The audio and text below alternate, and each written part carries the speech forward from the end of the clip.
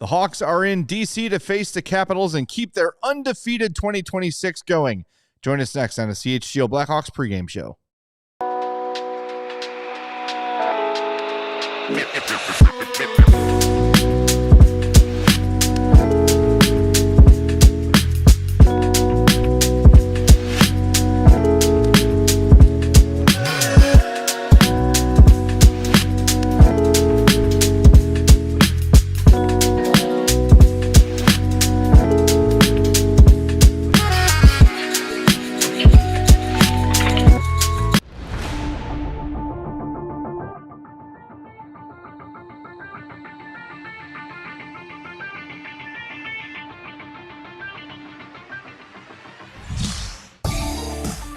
Happy Saturday. Welcome into the CHGO Blackhawks pregame show presented by Bet365.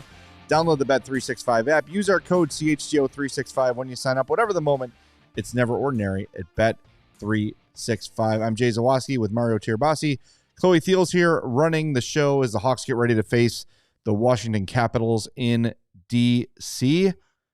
Coming off another win against the Dallas Stars. A good opportunity here for the Hawks. Yeah, this is a Capitals team that hasn't been wonderful their last couple of games. 3-6-1 in their last 10. 3-6-1 in their last 10. 3-6-2 at another loss if you will go back 11 games. So let's do that. Take that, Capitals. That, Capitals. So I'm not going to get ahead of myself and say like this is a team that the Blackhawks can take advantage of and jump on.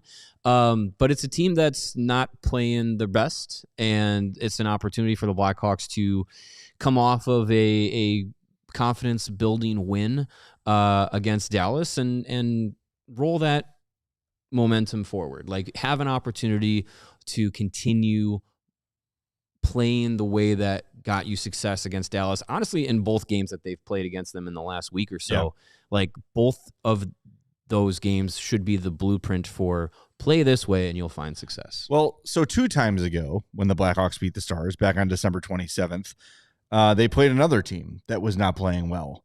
And they had a really great opportunity to get 2 points, and then that was the Pittsburgh Penguins, who beat the Hawks 7-3. Now, we can go back and look at that game, or you can go back and listen to the postgame show if you want, and that was a goalie loss. There have been many goalie wins this year, but that was a goalie loss. But I hope now the opportunity of, hey, another big win against Dallas, be ready. Because you know the Capitals are going to be ready. The Capitals right now in their dressing room are saying, this team is an opportunity for us to get right. They're without their 2 best offensive players. They're fragile. If things start to go bad, they can sort of stay bad for this team. So let's use this opportunity to get back on the winning track. The Caps are looking at that too. And you've got the Hawks who have a game tomorrow night against Vegas at home. That's going to be something that the Caps are going to have an eye on of, look, they might be looking ahead a little bit. They've got to be ready. And I hope that lesson is learned from the Dallas-Pittsburgh sequence tonight with the Dallas Capitals sequence. Yeah, I mean, I hope that is something that they understand. And it sounded, after the game, Ryan Donato was pretty clear about like, hey, there's cliches in hockey and they're cliches for a reason, because if you do them the right way, you win. And that's kind of how he felt that things played out for them against the Stars. So you keep at it. After last game talked about like being on your toes, having a shooting mentality. I would love for them to do that every single night. There's been many times where, the shot opportunities seem to be passed up for lesser opportunities or lower percentage, but they look prettier opportunities. Like you got to be able to just have a mentality, especially when you are on paper the undermanned team. Like you got to go out there and try and land the first punch. And if you do that against a Capitals team that they're fighting for a playoff position, the East is very congested. Currently they're sitting in a wild card spot, but we're very far from that being a locked up thing. Like they don't want their current streak to kind of, keep rolling into some put them in a bad position in the standings. 3 wins in their last 11 games. Like that's not going to cut it for the Capitals. Like that's a team that's got expectations. So they're going to come out fast, I imagine, at home, and the Blackhawks have to be able to match that and weather that start and hopefully be the ones that can score first and put a team on their heels. Yeah, like you said, they need this one. They are currently in the second wild card spot, tied with Pittsburgh with 47 points. They do have one more game played than Pittsburgh, but the worst team in the East, Columbus, has 42 points. So from the second wild card spot to last place in the East is separated by 5 points. Well, look at the Sabres. Like, they were dead, and now they're the Undertaker meme. Well, you win 9 out of 10, and that's going to do that for you. Yeah. So I mean, they went from basement of the East to now they're a point behind these Capitals in the wild card race. So in the East, like, anything is still up for grabs. Well, you're pointing to consistency. You want to see the same kind of approach that they had against Dallas. Jeff Blashill must agree because he's got the same exact lineup out there today. Green, Bertuzzi, Burakovsky, Dickinson, Donato, Mikheyev, Moore, Teravainen, Lardis, Foligno, Doc, and Slaggert, with Crevier and Vlasic, Levshunov, Kaiser, Murphy, and Grzelcyk, and Spencer Knight in goal. So let's hear what the head coach had to say ahead of this one. This is after this morning's morning skate. After New Year, I saw Bedard was skating yesterday. Any update on his status? Nothing further than he's continuing to progress in his rehab, and when I have more kind of cement timelines, not cement, but more kind of idea timelines, I'll let you know. But he's definitely progressing. I think he feels good. I think he's certainly excited to be out there and shooting, and looked like he was ripping it pretty good yesterday. So progressing. You guys are in an interesting spot here. Like a few days ago, I think you were in 32nd place in the league, but you're also like a 3-game win streak away from the playoff picture. What do you tell your guys is like the goal right now? Do you talk about the playoffs still here? Honestly, we really haven't talked about it all season. We've been really focused on getting better every day and trying to. I talked to them today, stealing something from the Indiana coach Signetti. They're just about stacking great days on top of great days, and I think that's honestly our focus is so much more of that than it is.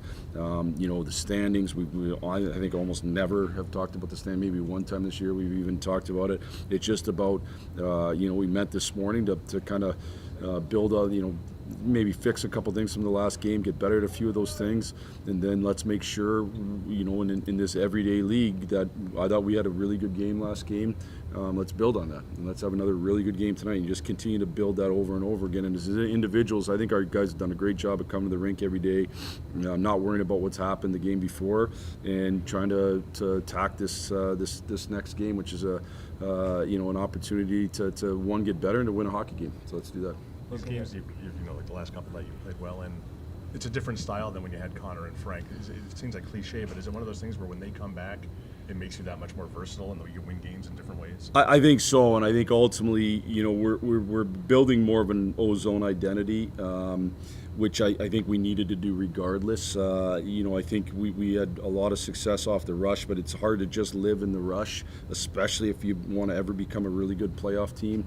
Very, very few rush chances at that point. So, we've really talked about just a predictable mentality through the neutral zone and predictable mentality in the ozone. And I think, and I've said this with Connor and Frank in the room, like this is only going to make us better when they come back. And on the other side of it, we got to make sure, from day one, I think we needed to continue to become a better defensive team, and we still do. And I think if we can grow our defensive game and get more predictable offensively, I think it only helps when they come back. By identity, do you mean that you're spending more time in the ozone, or is there something specific that you see as the identity? I can't give you all my secrets. Again, I think, first of all, I think what we've done has resulted in a more consistent spending time in the ozone. I think our numbers in those areas, which then results in less time in the D zone and having the puck more.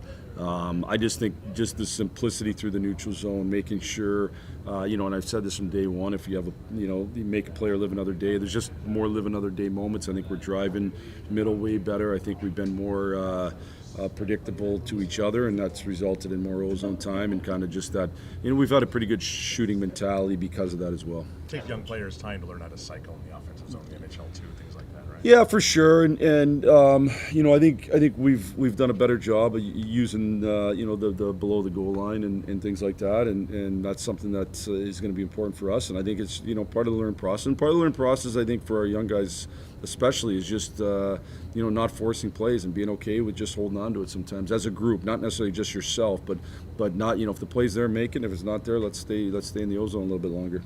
You had thoughts on Bedard not making the Canadian team, but Teuvo making the Finnish team. What do you think about that? Yeah, I think I had thoughts on what I think of Bedard as a player, not necessarily because I had zero opinion on whether or not he should make it or not make it. Just so that's clear. I'm super happy for Teuvo. I think it's a great opportunity. They don't come around much, and as we've seen, even when you think it might happen, sometimes it doesn't happen. And so you cherish these moments to represent your country. I've been fortunate enough to do it as a coach a number of times, the World Championships, World Juniors, and it's an awesome opportunity. All right, that is Jeff Blashill, Blackhawks head coach. Thanks to the Blackhawks for letting us use that video. We're going to talk about Bedard probably after the break zone. Do you buy the fact that they don't talk about the standings? I kind of do. I don't. What does it accomplish? October, November, December. Hey, look where we are in the wild card. We got to make sure we stay there. Mm-hmm. For every coach I've ever played for, I'm sure every coach you've ever played for, every coach I've ever heard speak in my life has said one game at a time. You know, I can't imagine they've got we know we're in the dressing room at Fifth Third. There is no active standings board right there for everybody to see every day. It's funny. There was one in the Milwaukee Admirals locker room back in the day when I was there. I think it's early in the season, especially for this team. I'm sure that they weren't having any active conversations about let's look at the standings and stuff. But as the season progresses and for teams that are in the race, and we were just kind of talking about how congested the Eastern Conference is, I'm sure for teams in those positions, you start kind of standings watching, and you look at the scoreboard each night and you say who won, who lost. As fans, we do that constantly. Yeah, sorry. To be more clear about my point, they don't do that officially. Right, yeah. I'm sure they do it they do it individually all the time. But yeah, I'm sure they're not having, in their meetings, they're not saying, look, guys, we're 8th in the conference, or we need to do, blah, blah, blah. I think they are just kind of focused on the game ahead of them. But I mean, these guys, they go on the road, they hang out. They obviously talk about the league. The players, they talk about the league all the time. They're not just clock in, clock out as a hockey player, and then they don't think about hockey. They have conversations about it all the time. So I'm sure, a few weeks ago when it was they're in the wild card chase, they probably were talking about, oh man, hey, we might be able to make some noise and maybe get into a playoff spot. Maybe it's changed, given how things have gone. But I don't doubt at all that the players, privately think about it and talk about it and all that stuff. But I don't think officially as a team they're Jeff Blashill's not out there saying hey, it's standings meeting, guys. We're 4 points out. We can't lose this one. No, the players absolutely do it. And I think when you think back to that blowout win over St. Louis, remember that? That was awesome. Good times. Let's relive that. Can we just replay that? Sure, let's live stream that. that was very much the attitude of them. They're look, here we are. Yeah. You've been doubting us. You've been calling us the worst team in hockey forever, and here we are. We're in a playoff spot. So, I mean, it's... Yeah, Steve points it out in the chat. It's a one game at a time mentality, but Blashill was very quick to point out with Bedard, they were 1 point out of the playoffs, and without their, not good. That's why his name is not a good Steve record. Smart. Yes, it's not Steve Dumb. Not Steve Dumb. He got blocked. Thank you, Steve. That's a very good point by you. But yeah, it's I don't know. It's crazy to think that, they've got so many teams to league for, but again, it is so tight in this league. They are literally 4 points out of a playoff spot. Yeah, it's not unattainable at this stage in the game midway through the season. Some teams, you between 39 and 42 games played. This is the midpoint of the season. You'd think, we can talk about this more after the break, but you'd think Bedard not far from a return. Frank Nazar, we knew when he got hurt, it was a 4-week timeline. We're at least halfway through that. Yep. I'm not saying that they're going to go on a heater and get back into the playoff picture, but it's not. You're at a point now where a win or an unexpected win here or there keeps something that you feel like might be dead alive. Yep. All right, we're going to hit the break zone for the first time and only time for the pregame show. If you've not done it yet, and many of you have not, please hit that like button for us. We'll be back in 2 minutes on CHGO Blackhawks. Whatever the moment, it's never ordinary at Bet365. And with Bet365's early payout offer, you're a winner if your team goes up by 17 points with an instant payout on straight bets and parlay selections marked as winners. So download the app, use our code CHGO365 when you sign up. Take advantage of the Sunday Night Football $365,000 jackpot. Win your share of that with your wagering. And breaking news from Bet365, new customers can now get $150 in bonus bets when they bet 5, win or lose. So sign up, use our code CHGO365, deposit $10, place a bet for 5 to get $150 in bonus bets, win or lose, and use those bonus bets on spreads, totals, player props, futures, and more. Whatever the moment, it's never ordinary at Bet365. Must be 21 plus. If you or somebody you know has a gambling problem, crisis counseling and referral services can be accessed by calling 1-800-GAMBLER, and this offer is in-app only. And if you like betting on sports, you might like going to see them in person. And if you want to do that, check out our friends at Game Time. Game Time is the app that gives the advantage back to fans. It's the hack for unlocking amazing tickets and experiences in a few taps. It's incredibly easy to use. The Game Time guarantee means you're going to get 100% authentic tickets that you can trust, get them on time and at the best price. Plus, the fees are always included, so what you see is what you pay. And what's really cool about Game Time is you can save even more with their zone deals. All you have to do is pick the area you want to sit in, and Game Time will choose the seat, and you save yourself some money that way as well. Take the guesswork out of buying tickets with Game Time. You can download the app, create an account, and use the code CHGO. You're going to get $20 off of your first purchase. Again, create an account, redeem the code CHGO, and get $20 off. Download the Game Time app today. All right, we are back on CHGO Blackhawks, and yeah, you heard Jeff Blashill mention Connor Bedard ripping it. Here is the video from Hawks fan and CHGO fan Mandy Hawk19 on Twitter. Mandy went to practice yesterday to see practice that was canceled, and Connor Bedard was out there on his own working with the coaches, stick handling, and yes, for the first time, actually shooting pucks. Yeah, that's a big development with the shoulder injury and everything. It was just, when is he going to be able to feel comfortable enough, strong enough to do that? It's kind of a similar process when Nick Foligno was coming back. It was just like, okay, when's his wrist going to feel strong enough to stick handle and pass and shoot with any power behind it? And what's nice is that before we've even gotten an official update on Bedard, is we've seen him out there. We've seen him, just like, hey, he's shooting. Like, oh, that's great. As far as we know, the second time. Yeah, we don't even need. Well, I mean, we do need a timeline. That'd be nice.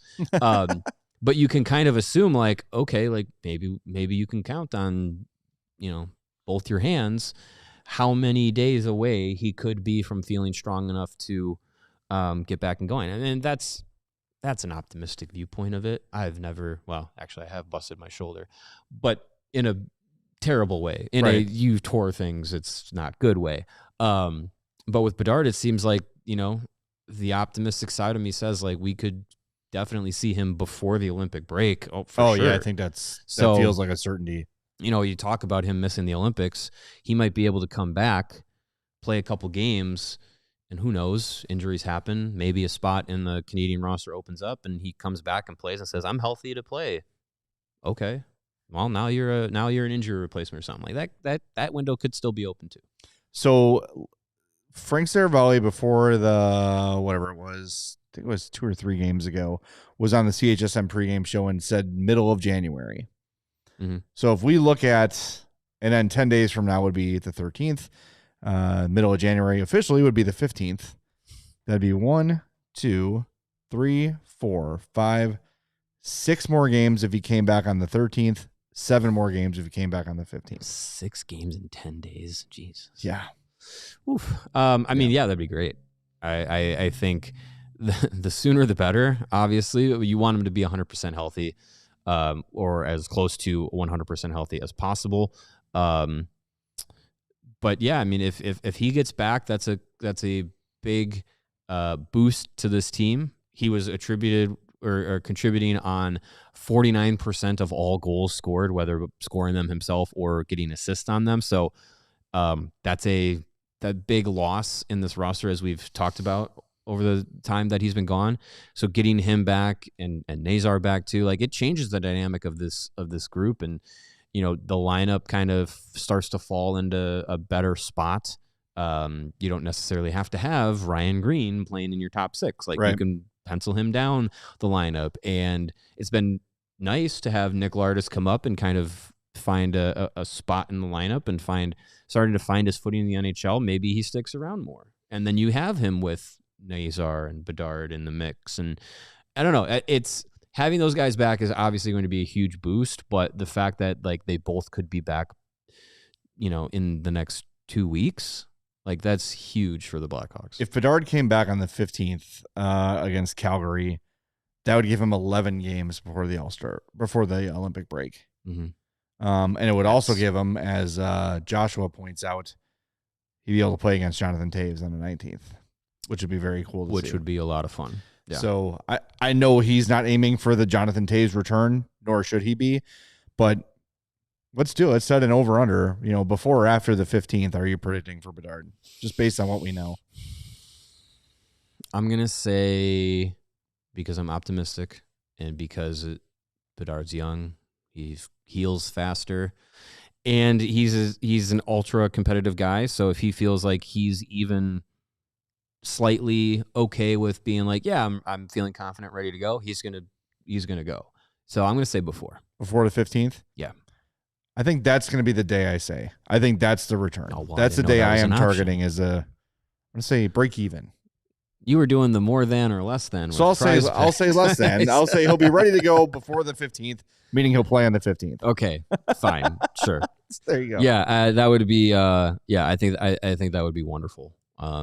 Because again, like, this team, without him, has had to find a way to play without him and Frank Nazar, and I think you've seen in a couple of games, namely the most recent Stars games, they've found ways to do it. So if they can replicate that tonight, which would be great to see, you can start to believe, like, oh, this is a team that, like, they're finding some roles to play without Bedard and Nazar. And then when they get back, hopefully that doesn't revert back to, oh, just give it to those guys and they'll figure out what to do with it. Like, no, like, have the confidence, Oliver Moore and Ryan Green and these guys, and have some more confidence from guys like Burakovsky and Donato and Bertuzzi, the way that they've been playing.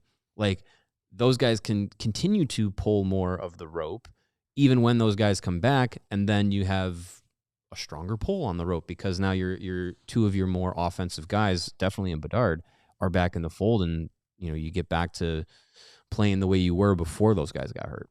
So Nazar was injured against Ottawa. That was the 20th. Wasn't he injured in the Detroit game? No, I'm watching a video here. Okay. Yeah, injured against Ottawa. That was exactly 2 weeks ago. Yeah.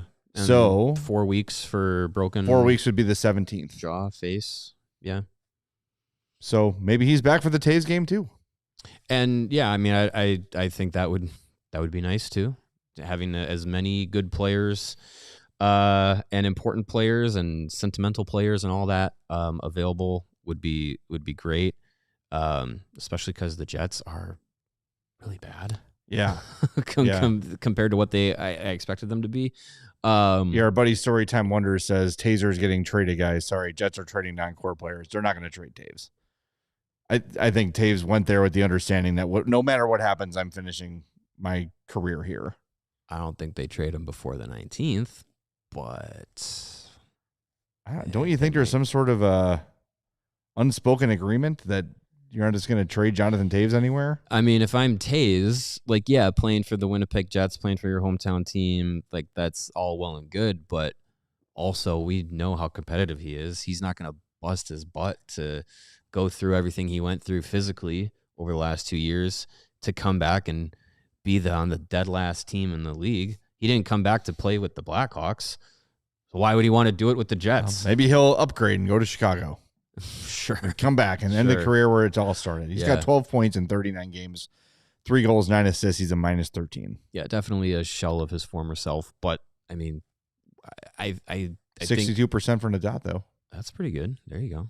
You need a face-off winner on a championship caliber team. There's your guy. I think he'd have to say yes, but I don't know. I'm sure he doesn't have he doesn't have an actual no movement clause, but he probably has one of those like, we're not gonna just do it unless you are okay with. Because didn't it kind of feel like I'm only gonna go play for the Jets? Yes. So I don't know if 4 months into the season if he's gonna be like, well, I'm good. See ya. I mean, I don't know. I'm not Jonathan Toews, but if I was, I would be like, I'm not going down with this ship. Like I came back because I wanted to compete. Yes, I get to play for my hometown team, but my hometown team was supposed to be good, and now they're not. But if you take the number off of him, and I don't want this to become Jonathan Toews slander because I love the guy, if you take off the last name from New Jersey, no team is trading for that guy right now. Yeah, well, he's Dominic Toninato. I mean, no, with a better face-off percentage. Oh, jeez. I'm not going to slander him, but I'm going to slander him. No, yeah, but you don't take the name off the jersey, and this is the NHL, and the name on the jersey and your reputation precedes you for much of the league. So I think if you're a team that's saying, can we get 9 minutes out of Jonathan Toews and be a face-off winner and a PK guy, and we'll give up a 5th round pick for him or whatever, or I think the Jets would do him a solid and say, okay, we had the good feels. Sorry, the season went south. Go try and win a cup. I love to see it. Yeah, I don't know. It depends on where he's. I wonder right now with the way he's performing, and I think we finally saw a couple weeks ago somebody in Winnipeg be like, hey, this isn't really working. Great story aside and legendary career aside, this isn't really working. I don't know. I wonder where Toews is at. If he's sort of feeling like, man, I gave it my best and I'm just not going to be the same guy ever again. I don't think if I'm him, I don't does he want to go scratch? Does he want to get scratched somewhere? If I'm him, I don't want 2 pity parties on my way out of the league, because that's kind of what it felt like with the Hawks. It was just like, oh, he's definitely not the same guy, and the Hawks are bad, and they couldn't trade him at the deadline because he physically wasn't capable of like being able to play the rest of the games. Right. So I don't want to be I'm washed Jonathan Toews on the last place Jets and waving goodbye after every away game or whatever. Like, I wouldn't want to do that again. Even if you're, even if you get Phil Kesseled with the Golden Knights, and it's just like, I'm still along for the ride, but this team is winning, I think he'd rather do that. Technically, it would be like he gets traded to the Cup winner. It's a 4th Cup. His name's on there, whether he contributes or not. It would be, because you got to play he'd have to dress in the final or play half the season with the team. Yeah. And the Jets have played 39 games. So if he's getting moved to play half a season with that team, it's got to be now, or he's got to dress in the final if he gets to a different team. Yeah. Well, we'll see. You never know. I mean, would you want him back? If the Hawks have fallen out of it, it's a trade deadline. Jonathan Toews is going to get traded. Sure, but he wouldn't do that. And Davidson won't do that. I don't think so. It does not feel like something that Kyle Davidson's interested in. It would be him going to like that's a Colorado tour. He would finally go to Colorado after snubbing them the first time around. He'd finally go to Colorado. Chloe, how do we feel about that? Oh, dang. Oh, okay, fine. Then he'll go to Dallas. Okay. You don't want him? Fine. Now he's a star. Look what you've done. Thomas says Detroit. Go play with Kaner. I mean, if you had Jonathan Toews, Patrick Kane, and Alex DeBrincat all together, and Detroit makes the playoffs and makes a run, I'm going to take some time off of work. I think the Hawks get a third of a banner if that happens.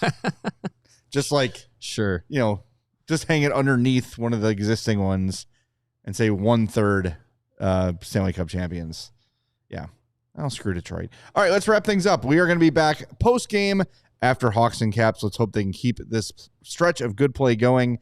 We'll be here. Make sure you are too. A good way to know is to subscribe to the YouTube page.